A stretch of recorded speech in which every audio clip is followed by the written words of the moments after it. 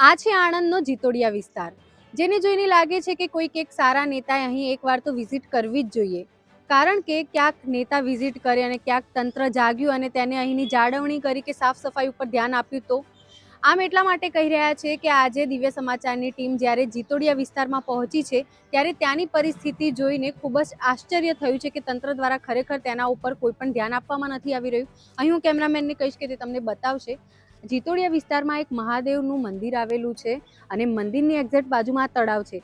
તળાવની પરિસ્થિતિ તમે જોઈ શકો છો, ગંદુ પાણી છે, દુર્ગંધ એટલી મારે છે કે તેની નજીક ઊભું રહેવું પણ ખૂબ જ મુશ્કેલી ભર્યું છે.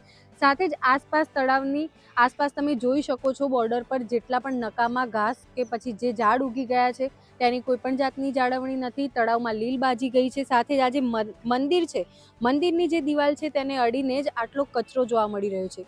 હું તમને જણાવી દઈશ કે લગભગ આજથી 7-8 મહિના પહેલા અન્ય એક ચેનલ મારફતે મેં જ આ જગ્યાની જે લાઈવ પરિસ્થિતિ છે તેનું કવરેજ કર્યું હતું. તે સમયે પણ આ જ પરિસ્થિતિ હતી અને આજે આટલા મહિનાઓ પછી પરિસ્થિતિ વધુ ખરાબ છે તેમ કહી શકાય છે. કોઈ પણ જાતની પરિસ્થિતિમાં સુધારો નથી અને ક્યાંક ને ક્યાંક તંત્રની અણઆવડત અહીં દેખાઈ આવે છે.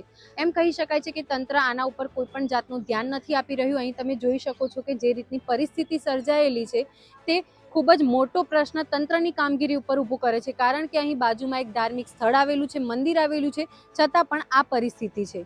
હવે તંત્ર આના ઉપર શું એક્શન લે છે તે જોવાનું રહેશે.